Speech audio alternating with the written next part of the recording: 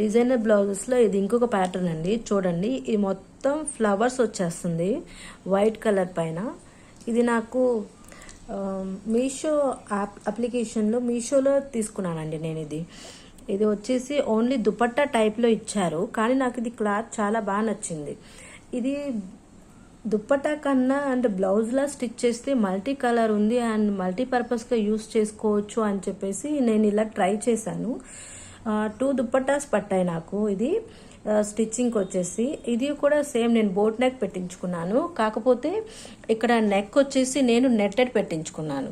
కొంచెం డిఫరెంట్గా యూనిక్గా ఉండాలని చెప్పేసి ఆ నెక్ అనేది ఇలా వచ్చింది.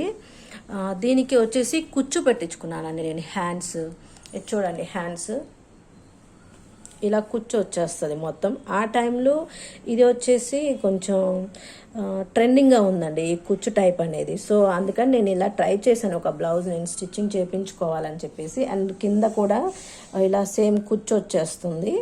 అండ్ సేమ్ ఈ హ్యాండ్కి కూడా ఇలానే పెట్టించుకున్నాను నేను.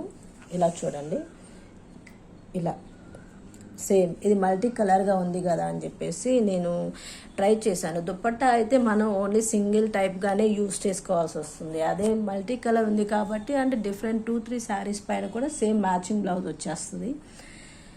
ఇలా చూడండి, ఇది వచ్చేసి బ్యాక్ ఓపెన్ ఇచ్చేసారు. ఇలా బ్యాక్ ఓపెన్ వచ్చేస్తుంది. ఇలా థ్రెడ్స్ ప్రతిదానికి నేను ప్రతి బ్లౌజ్కి థ్రెడ్స్ ట్యాగ్స్ అనేవి నేను కంపల్సరీ పెట్టించుకుంటాను.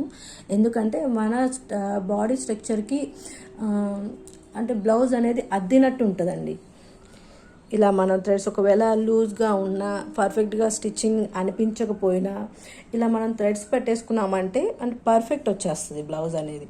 సో అందు గురించి నేను ఇలా అనేది యూస్ చేస్తాను, ప్రిఫర్ చేస్తాను. ట్యాగ్స్ అనేవి బ్యాక్ సైడ్ ఈ థ్రెడ్స్ ఇలా నెక్ వచ్చేసి ఇలా ఓవెల్ షేప్లో పెట్టించుకున్నానండి నేను. ఈ షేప్లో వస్తుంది. అండ్ బ్యాక్ సైడ్ కూడా ఇక్కడ కూడా వేసుకున్నట్లయితే మనకి ప్యాటర్న్ అనేది ఎలా ఉందనేది తెలుస్తుంది. కానీ నేను ఇక్కడ ఓపెన్గా చూపిస్తున్నాను కాబట్టి కొంచెం డిఫరెన్స్ అనేది ఉంటుందండి.